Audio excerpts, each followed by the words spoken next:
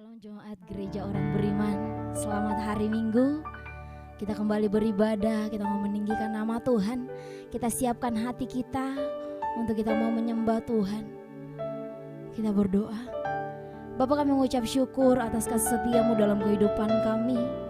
Tak henti-hentinya kami bersyukur Tuhan, berterima kasih kepada-Mu. Karena Engkau Tuhan yang selalu memelihara hidup kami Tuhan. Bapa, saat ini kami akan memuji Engkau, memuliakan nama Tuhan. Ampuni setiap kami Bapa. Layakan kami untuk menyembah-Mu, layakan kami untuk meninggikan nama-Mu. Ini setiap kami datang kepada-Mu dengan penuh kerendahan hati. Di dalam nama Tuhan Yesus Kristus, haleluya. Amin. Kita angkat satu pujian yang berkata, Ku datang Tuhan dalam hadirat-Mu, berhiaskan kekudusan.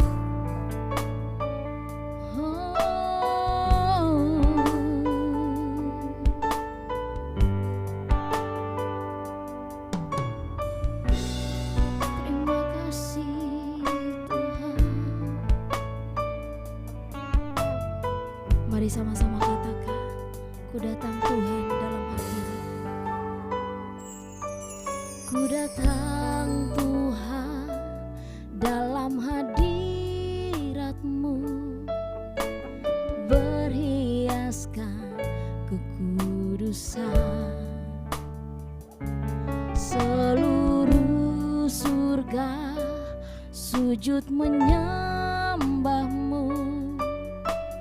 Ku tersungkur dan berseru, Ku datang Tuhan, Ku datang Tuhan dalam hadirat-Mu, berhiaskan kekudusan. Seluruh surga sujud menyembah-Mu. Ku tersungkur dan berseru, Kudus, Kuduslah, Kuduslah Tuhan, Allah semesta alam. Kudus, Kuduslah, Kuduslah Tuhan, surga bumi menyembah. Kami datang Tuhan dalam hadirat-Mu.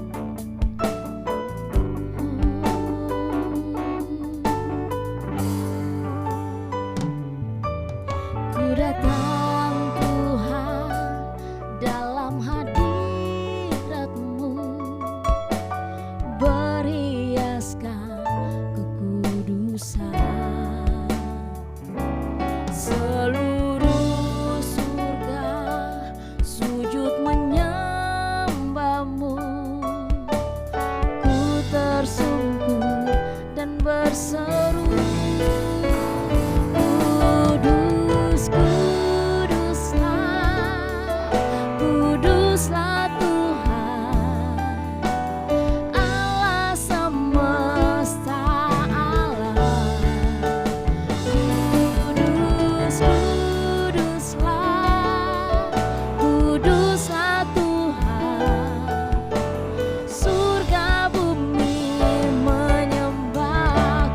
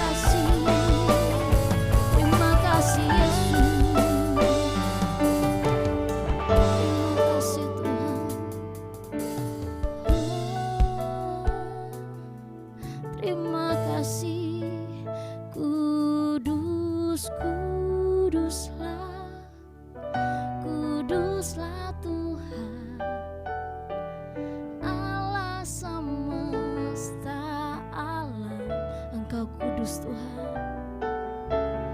Kuduslah, kuduslah Tuhan, surga bumi menyembah. Kudus, kuduslah Kau kudus, Allah semesta alam. Kudus, kuduslah, kuduslah Tuhan, surga bumi menyembah. Kudus, kuduslah, kuduslah Tuhan, Allah semesta alam. Kudus, kuduslah, kuduslah Tuhan, surga bumi menyembah.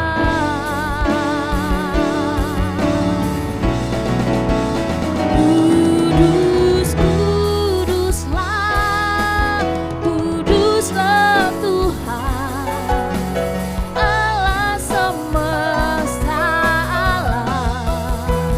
Kudus, kuduslah, kuduslah Tuhan, surga bumi menyembah. Surga bumi menyembah. Surga bumi menyembah. Berikan sorak-sorak untuk Tuhan kita. Haleluya, haleluya. Kita siapkan hati kita untuk diisi oleh kebenaran firman Tuhan. Kita katakan kepada Tuhan, selidiki hati kami Tuhan. Lihat hati kami. Apakah kami sungguh-sungguh mengasihi Engkau Yesus? Mari sama-sama katakan, selidiki aku. Selidiki aku, lihat hatiku. Apakah ku sungguh mengasihimu, Yesus? Kau yang Maha Tahu dan menilai hidupku. Tak ada yang tersembunyi bagimu. Selidiki aku, lihat hatiku. Apakah ku sungguh mengasihimu, Yesus? Kau yang Maha Tahu dan menilai hidupku. Tak ada yang tersembunyi bagimu. Aku lihat kebaikan-Mu yang tak pernah habis di hidupku. Ku berjuang sampai akhirnya. Kau dapati aku tetap setia.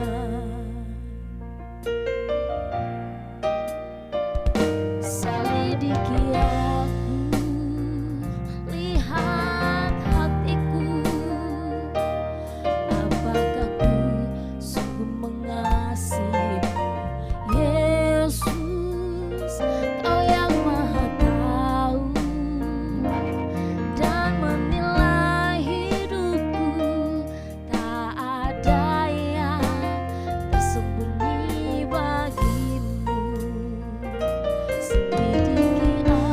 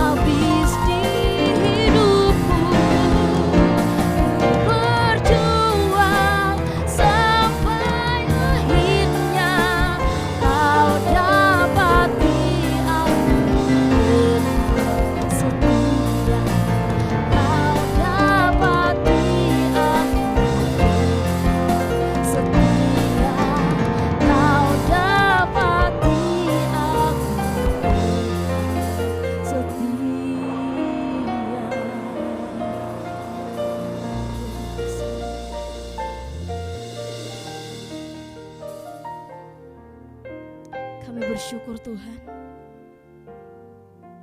Kami bersyukur. Terima kasih untuk penyertaan-Mu dalam pujian kami. Kiranya pujian dan penyembahan kami berkenan kepada Tuhan. Dan saat ini Tuhan, kami akan diisi oleh kebenaran firman-Mu. Engkau urapi hamba-Mu yang akan menyampaikan firman-Mu. Kiranya firman yang disampaikan kepada kami boleh menegur setiap kami Tuhan, memperbaharui hidup kami Bapa. Terima kasih Tuhan, kami siap untuk mendengarkan firman-Mu. Hanya di dalam nama Tuhan Yesus Kristus, haleluya, amin. Shalom, puji Tuhan, saya senang kembali berjumpa dengan Bapak Ibu Saudara sekalian. Walaupun masih secara online, tapi saya percaya ini semua Tuhan izinkan terjadi untuk kebaikan kita semua.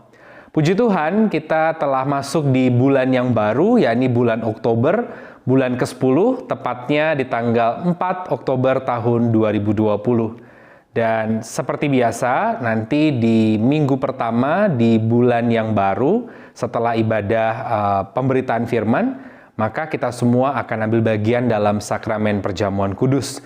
Dan saya akan memberikan waktu bagi Bapak Ibu Saudara untuk mempersiapkan diri, dan saudara dapat menggunakan roti ataupun biskuit, juga sirup ataupun minuman anggur dan wine serta sejenisnya, untuk kita semua dapat ambil bagian dalam perjamuan kudus. Dan saya perlu menginformasikan, di sepanjang bulan Oktober ini, kita masih akan beribadah secara online, dan ini dilakukan demi keamanan, kenyamanan, dan kebaikan kita semua. Puji nama Tuhan. Mari kita buka firman Tuhan pada hari ini, terambil dari kitab Mazmur, pasalnya yang ketiga, ayat 1 sampai 9. Demikian firman Tuhan.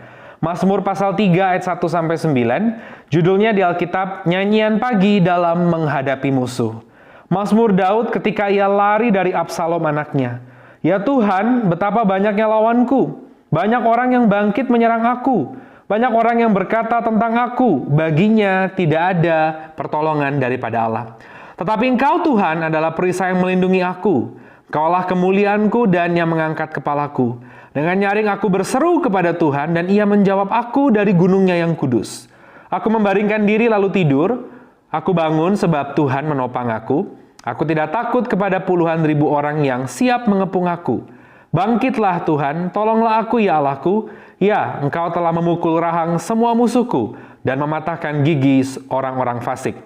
Ayat 9 terakhir, dari Tuhan datang pertolongan, berkat-Mu atas umat-Mu. Demikian firman Tuhan. Perhatikan di ayat yang terakhir, dari Tuhan datang pertolongan. Hari ini saya mau bagikan buat setiap kita tentang Tuhan sumber pertolongan. Ya, saya berharap kita semua sungguh-sungguh benar-benar menjadikan Tuhan sumber pertolongan. Artinya apa? Tuhan sumber pertolongan, dari Tuhanlah segala-galanya itu datang. Jawaban maupun pertolongan atas setiap persoalan dalam hidupmu. Dan sebagai hamba Tuhan, saya wajib memberitahu bahwa ikut Tuhan tidak selalu hidup tenang, santai, damai. Masalah pasti ada. Dan itu saya pernah sampaikan di khotbah-khotbah sebelumnya. Maka dari itu, hari ini kenapa kita membahas Tuhan sumber pertolongan? Karena memang dalam hidup kita menghadapi pergumulan. Contoh yang baru kita baca tadi adalah Daud. Kita tahu Daud adalah raja, orang yang diurapi Tuhan, tokoh yang terkenal di Alkitab. Dia menulis kitab-kitab di Alkitab, salah satunya adalah kitab Mazmur. Ya, dan apa yang terjadi dalam kehidupan Daud? Apakah Daud hidupnya hanya enak saja, santai-santai, ongkang-ongkang kaki? Ternyata tidak. Daud menghadapi segudang pergumulan dalam hidupnya.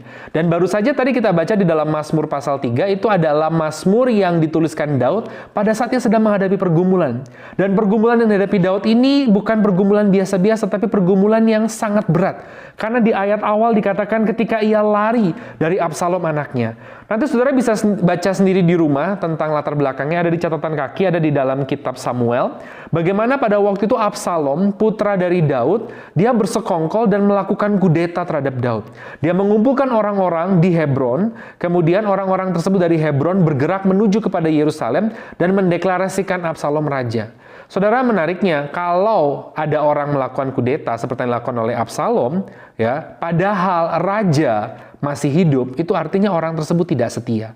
Dan Daud tentu sangat sedih hatinya, karena yang melakukan kudeta ini bukan jenderalnya, bukan pegawainya, tapi anak kandungnya sendiri, darah dagingnya sendiri. Absalom putranya, darah dagingnya sudah bersekongkol untuk menjatuhkan Daud. Tidak mungkin ada dua raja dalam satu kerajaan. Tidak mungkin ada dua mahkota raja dalam satu tahta. Tentu hanya ada satu, antara Daud yang mati atau Absalom yang mati. Tetapi Daud tidak mau perang head to head frontal dengan Absalom. Dia lari dari Absalom. Dan ketika dia lari, dia keluar dari ibu kota Yerusalem menuju ke daerah-daerah yang lebih kecil. Di situ dia mendirikan tenda, bersembunyi, lari lagi. Disitulah dia juga menulis Mazmur ini.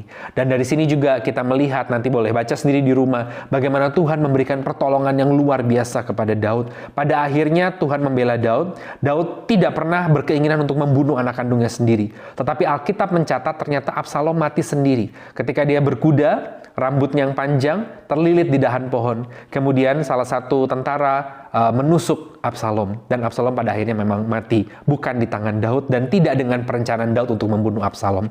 Ini artinya pembelaan Tuhan sempurna. Tetapi saudara bisa bayangkan perasaan Daud pada waktu itu yang berkecamuk.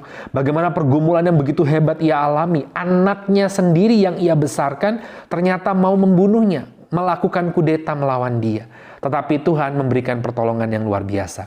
3 hal yang kita mau pelajari hari ini, bagaimana menjadikan Tuhan sumber pertolongan. Karena kalau kita lihat tokoh di Alkitab, Daud saja menghadapi pergumulan. Ya, tokoh-tokoh Alkitab lainnya menghadapi persoalan. Yesus Kristus Tuhan dan Raja kita yang turun dari sorga menjadi manusia di bumi itu juga menghadapi pergumulan kok di bumi. Saya sedang tidak menakut-nakuti saudara, tetapi saya sedang memberitahu bahwa menghadapi pergumulan di bumi itu normal. Ketika saudara nanti sudah pulang ke rumah Bapa, tulisannya RIP, rest in peace, baru tidak ada persoalan. Tetapi hari ini jangan takut ketika ada persoalan. Termasuk dalam kondisi pandemi seperti saat sekarang ini. Jadikanlah Tuhan sumber pertolongan. 3 hal bagaimana menjadikan Tuhan sumber pertolongan dari cerita yang dialami oleh Daud dan dari Mazmur yang ditulisnya dari Mazmur pasal 3. Yang pertama kalau kita lihat di ayat yang kedua. Ya Tuhan, dalam Mazmurnya dia mengatakan, Ya Tuhan, betapa banyaknya lawanku. Dimulai kalimatnya dengan sangat indah, Ya Tuhan. Jadi yang pertama menjadikan Tuhan sumber pertolongan, kita harus yang pertama berseru kepada Tuhan, datang pada Tuhan. Daud tidak mencatat di dalam bagian awalnya, ya teman-temanku raja-raja. Daud bukan orang biasa-biasa loh. Daud ini adalah raja Israel yang punya kenalan. Banyak raja di luar sana. Dia kenal Raja Mitsraim atau Mesir, dia kenal Raja Asyur, dia kenal raja-raja yang lain. Tetapi Alkitab mencatat dia tidak mengatakan, ya Raja Asyur, tolonglah aku. Ya Raja Mitsraim, ya raja-raja yang lain, tolong belalah aku. Tidak. Tapi dia berseru, ya Tuhan.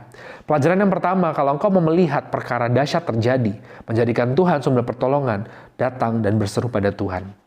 Jangan terlambat. Jangan menjadikan Tuhan nomor 2, nomor 3, nomor 4, bahkan pilihan terakhir.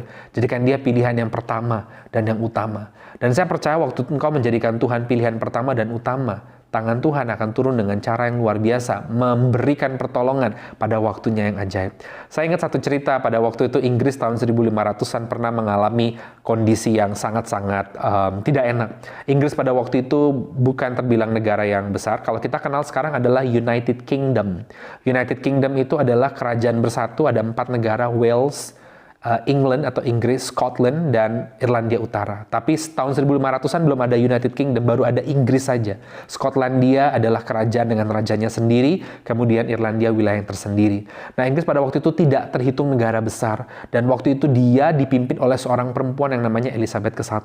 Dan Inggris pada waktu itu dihadapkan pada peperangan di laut dengan Spanyol. Spanyol waktu itu tergolong negara yang sangat kuat dan besar. Dan apa yang terjadi menariknya pada waktu Spanyol mendeklarasikan perang melawan Inggris tahun 1500-an. Spanyol di bawah Raja Philip II, Inggris di bawah Ratu Elizabeth ke-1. Pada waktu itu saat sedang sidang kabinet dengan menteri-menterinya, apa yang dilakukan oleh Ratu Inggris? Dia lari ke kamar. Orang kemudian berkata, ya perempuan dikit-dikit nangis di bawah perasaan. Tetapi sesungguhnya dia lari ke kamar, dia berdoa. Karena dia tidak tahu apa yang akan dilakukan. Dia hanya perempuan, dia berdoa, Tuhan tolong. Artinya apa? Dia tidak meminta bantuan raja-raja yang lain, Raja Prancis yang mungkin minta bantuan dari kerajaan di Skandinavia, dia datang kepada Tuhan.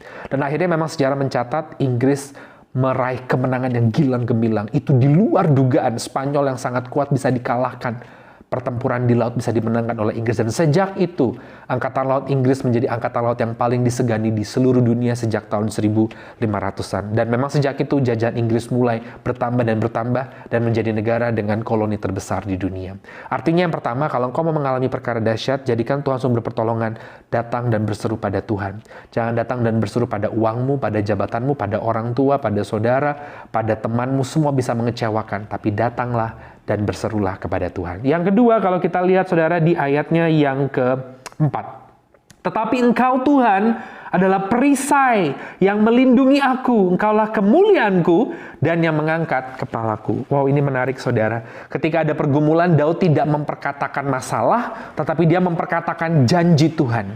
Jadi yang kedua, menjadikan Tuhan sumber pertolongan, belajar memperkatakan janji Tuhan dan stop memperkatakan masalah. Janji Tuhan dapat ditemukan di mana? Di Alkitab. Makanya mulai perkatakan itu. Allahku dahsyat, Allahku sanggup memenuhi segala kebutuhanku. Aku tidak pernah ditinggalkan sendiri. Terus perkatakan janji-janji Tuhan. Bahwa segala perkara dapat kutanggung di dalam Dia memberi kekuatan kepadaku. Pencobaan yang kamu alami adalah pencobaan yang biasa, tidak melebihi kekuatanmu. Perkatakan janji Tuhan. Jangan perkatakan masalah. Wah, ada masalah nih. Wah, mati deh. Wah, bangkrut deh. Wah, habis deh. Selesai terjadilah seperti itu. Perhatikan Daud tidak mencatat. Saudara bisa baca sendiri dalam Mazmur pasal 3. Dia tidak mencatat. Wah, Absalom anak kurang ajar. Sudah dibesarkan. Tidak tahu diri. Malah mengkudeta. Malah mau ambil tahta. Malah mau membunuh aku. Dia tidak memperkatakan itu sama sekali. Dia tidak menghina Absalom sama sekali. Dia tidak mengucapkan masalah sama sekali. Tapi dia mengucapkan janji Tuhan. Janji Tuhan ini menunjukkan bahwa Daud baca Alkitab. Memang Alkitab belum ada zaman Daud. Tapi zaman Daud saya percaya kitab Kejadian sudah ada. Pentateuch atau Torah, 5 kitab Torah itu sudah ada. Buktinya apa? Ketika dia mengatakan Tuhan adalah perisaiku. Ini adalah janji Tuhan yang dicatat di Alkitab, di Torah, di kitab Kejadian pasal 15 dari Tuhan buat Abraham. Abraham, jangan takut, akulah perisaimu. Artinya Daud baca Alkitab, dia perkatakan janji Tuhan di Alkitab itu. Dia bukan memperkatakan masalah, tapi dia memperkatakan janji Tuhan. Ketika janji Tuhan diperkatakan, kuasanya terjadi, engkau imani, maka terjadi perkara yang dahsyat dalam hidupmu. Hari ini saudara belajar memperkatakan janji Tuhan. Makanya mau nggak mau harus baca firman. Banyak-banyak mengucapkan janji Tuhan ketimbang mengucapkan masalah. Banyak-banyak mengucapkan janji Tuhan yang indah ketimbang mengucapkan pergumulan yang tidak ada habisnya. Hari ini saya berdoa, mulailah kita mengucapkan janji Tuhan yang indah luar biasa. Kau melihat kemenangan Tuhan siapkan terjadi dalam hidupmu. Saya ingat satu cerita pada waktu itu Israel juga pernah mengalami pergumulan. Pada waktu itu dia tiba-tiba diserang oleh 10 negara di lingkungan Semenanjung Arab. Ini kisah nyata, ini sejarah, namanya Perang Yom Kippur. Yom itu hari, Kippur itu adalah salah satu perayaan adat Yahudi. Saat mereka sedang melakukan perayaan adat seperti itu, tiba-tiba tenang, lagi beribadah, diserang, dipimpin oleh Mesir, kalau tidak salah 10 negara yang keroyokan dengan Israel itu. Dan apa yang terjadi pada waktu itu, Perdana Menteri jenderal-jenderal menghadap kepada Perdana Menteri Israel pada waktu itu.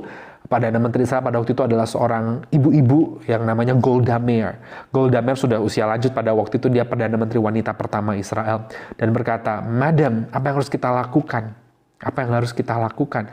Mati kita ini, karena kita diserang oleh banyak negara. Pada waktu itu Mesir di bawah pimpinan Anwar Sadat bersekutu dengan ada Yordan, ada Syria, ada Yaman, ada Irak, semua dengan jumlah secara di depan mata jumlah tentara dan alat-alatnya semua itu lebih banyak daripada Israel. Tapi Golda Meir tidak mengucapkan masalah. Wah, mati aku. Wah, cilaka aku. Wah, selesai sudah deh negara Israel. Tidak. Dia justru mengucapkan janji Tuhan. Tuhan menyertai bangsa ini. Kalau diizinkan Tuhan berdiri tahun 48, Tuhan yang akan memimpin dan menyertai. Saudara, dari situ mereka melongo. Karena artinya apa? Karena pemimpinnya justru mengucapkan janji Tuhan, tidak mau memperkatakan masalah. Bukan berarti kita sedang mengingkari ada masalah, beda. Kalau kita mengucapkan ada masalah, dalam artian kita membeberkan fakta, itu boleh. Oh, kita sedang menghadapi masalah, ada kejadian seperti ini, ada pandemi. Tapi ketika kita mulai jatuh dalam ketakutan, dan mulai mengucapkan yang aneh-aneh, dan mulai kita akhirnya mengutuki keadaan, dan kemudian kita menjadi takut, khawatir, tidak percaya sama Tuhan, itu yang bahaya keluar dari mulut. Perhatikan Daud, dia tidak mengucapkan itu. Golda Meir tadi juga kasih kesaksian, dia tidak mengucapkan masalah, tapi dia mengucapkan janji Tuhan. Janji Tuhan itu pokoknya dahsyat. ajaib, dia sanggup tolong setiap kita. Itu yang saudara ucapkan. Dan sejarah memang mencatat akhirnya Israel keluar sebagai pemenang. Bayangkan negara-negara keroyokan, negara-negara tetangga yang ngeroyok dia bisa kalah, saudara. Dan banyak yang mungkin bilang, oh itu kan dibantu Amerika, itu urusan nanti. Ya. Tetapi saudara, di lapangan, di hari ibadat, pada waktu itu perayaan adat, tiba-tiba diserang, mustahil untuk menang. Tetapi Tuhan berikan penyertaan dan kemenangan. Ini yang mau saya pelajari di sini adalah belajar mengucapkan janji Tuhan ketimbang mengucapkan masalah terus diucapkan, dikeluhkan, ditakutkan, dan kemudian diucapkan sehingga dipercayai dan akhirnya menghantui dan menjadi pergumulan yang berat dan akhirnya memberatkan hidupmu. Itu yang kedua, hari ini belajar untuk menjadikan Tuhan sumber pertolongan. Yang kedua, ucapkan janji Tuhan, perkatakan itu ketimbang memperkatakan masalah. Yang ketiga, yang terakhir, saudara, saya katakan, kita lihat di ayatnya yang ke-6, aku membaringkan diri lalu tidur. Aku bangun sebab Tuhan menopang aku. Aku membaringkan diri lalu tidur. Saudara bisa bayangkan, di posisi Daud, dikejar-kejar, mau dibunuh oleh anak kandungnya, Absalom, dan anak kandungnya itu didukung oleh banyak pihak, sementara dia hanya didukung oleh orang-orang yang setia, yang jumlahnya lebih kecil. Di posisi Daud, bisa tidak tidur nyenyak sambil ngorok-ngorok? Saya rasa nggak mungkin. Nggak usah dibayangkan di posisi Daud ya, mau dibunuh oleh anak kandungnya sendiri. Saudara, besok belum ada dana untuk bayar, mungkin lanjutan kontrakan, mungkin untuk uang sekolah anak, saudara mungkin nggak bisa tidur. Tapi kalau Daud bisa berkata, aku mau membaringkan diri lalu tidur. Ini menunjukkan kepasrahan, berserah totalnya dia. Berserah total dalam hidupnya, dia berserah total pada Tuhan. Jadi dia berserah penuh kepada Tuhan. Hidupnya dia serahkan, makanya dia berkata, aku mau membaringkan diri lalu tidur.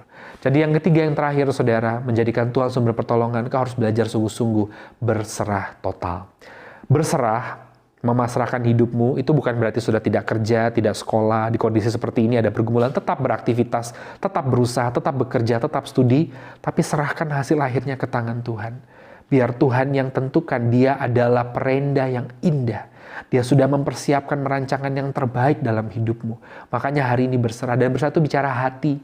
Yang Tuhan mau hatimu untuk ya sudah Tuhan, aku berserah, I surrender. Ketika engkau berserah, menyerahkan semua hasil akhirnya dengan tidak ada takut apapun ke tangan Tuhan, maka justru engkau akan melihat perkara dahsyat terjadi dalam hidupmu. Amin. Saya berdoa kita semua boleh sungguh-sungguh mengalami pertolongan Tuhan yang dahsyat. Yang pertama, ingat, datang dan berseru kepada Tuhan. Yang kedua, perkatakan janji Tuhan ketimbang memperkatakan masalah. Dan yang ketiga, berserah total kepada Tuhan. Amin.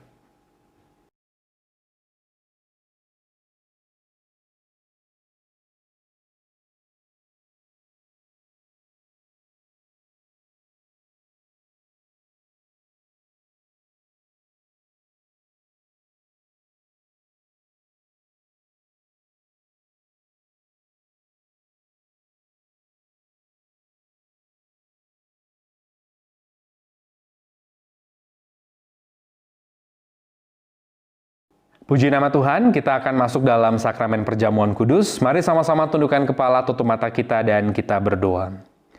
Terima kasih Tuhan, kami masuk di bulan yang baru, di minggu pertama. Semua akan anugerah kebaikan Tuhan. Dan seperti biasa kami akan ambil bagian dalam sakramen perjamuan kudus. Dan kami melakukan ini, melakukan perintah Tuhan. Mengingat firman-Mu, lakukanlah ini, katamu Tuhan, untuk mengingat akan aku. Kami mau ingat karya salib Tuhan yang dahsyat luar biasa, yang telah menghidupkan, menyelamatkan, dan menebus kami. Terima kasih Tuhan, dalam nama Tuhan Yesus. Haleluya. Amin.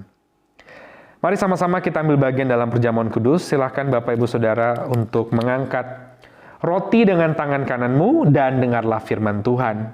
1 Korintus pasal 11 ayatnya yang ke-23. Sebab apa yang telah kuteruskan kepadamu, telah kuterima dari Tuhan, yaitu bahwa Tuhan Yesus pada malam waktu Ia diserahkan mengambil roti, dan sesudah Ia mengucap syukur atasnya, Ia memecah-mecahkannya dan berkata, inilah tubuhku yang diserahkan bagi kamu, perbuatlah ini menjadi peringatan akan aku. Demikian firman Tuhan. Saudara, di tangan kanan kita ada roti yang atasnya kita percaya bahwa ini adalah benar-benar tubuh Tuhan Yesus Kristus yang sudah terpecah-pecah buat kita 2000 tahun lalu, menyembuhkan saudara dan saya. Bukankah roti di tangan kanan kita adalah bentuk persekutuan kita dengan tubuh Tuhan Yesus? Oleh karena itu hari ini makanlah, terimalah dengan iman. Dalam nama Tuhan Yesus, inilah tubuh Tuhan Yesus.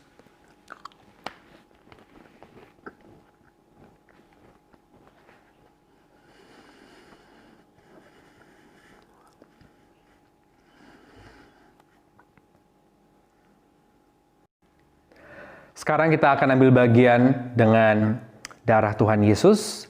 Mari bersama-sama angkat cawan anggur dengan tangan kananmu dan dengarlah firman Tuhan. 1 Korintus pasal 11 ayat yang ke-25.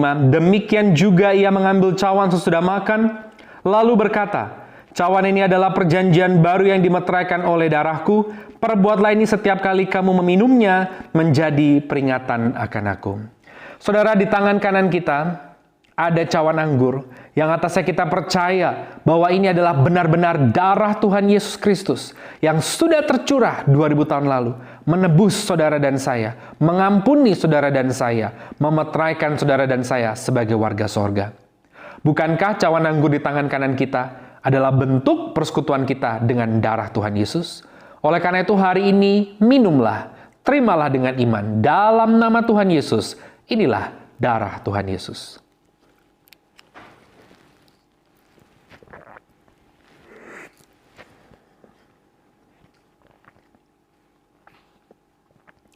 Saudara yang telah menyatu dengan tubuh dan darah Tuhan Yesus, sejenak mari kita tutup mata kita, tundukkan kepala kita. Kita berdoa secara pribadi, mengucap syukur untuk karya salibnya, untuk kebaikan, untuk kasih-Nya yang besar.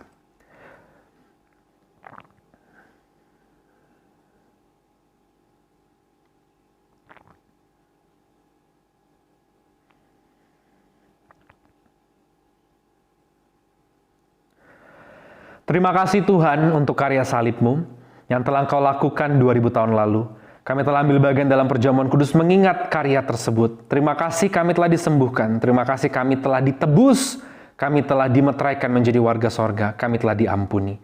Terima kasih Tuhan, dan biarlah hidup kami di bumi ini sungguh-sungguh mewartakan karya Tuhan, mewartakan kasih Tuhan, mewartakan Yesus dalam setiap langkah dimanapun Tuhan taruh kami berada. Hamba berdoa pada hari ini buat setiap orang yang mendengar program ini Tuhan, jemaat Tuhan yang dikasihi, Engkau mengasihi, memberkati mereka, memelihara kehidupan mereka. Berkati Tuhan mereka yang terdampak ekonominya karena pandemi ini, para pengusaha, para karyawan dan pegawai, tenaga profesional yang hidup dari profesi mereka, maupun masyarakat pada umumnya, khususnya ekonomi menengah ke bawah, Engkau pelihara mereka. Kami berdoa buat mereka yang ada di garda terdepan dalam pandemi ini, para tenaga medis dan relawan secara khususnya. Kami berdoa bagi bangsa dan negara kami yang tercinta, Indonesia. Penduduknya dari Sabang sampai Merauke, pemimpin yang tertinggi Presiden Joko Widodo diberikan hikmat, kekuatan, kesehatan. Bersama dengan jajarannya ke bawah, para menteri TNI Polri, juga birokrat, gubernur-gubernur, wali kota, bupati-bupati dalam kapasitas mereka diberkati Tuhan. Kami juga berdoa Tuhan, bagi gereja-gereja Tuhan, ministri-ministri Tuhan, dan jemaat Tuhan dimanapun berada.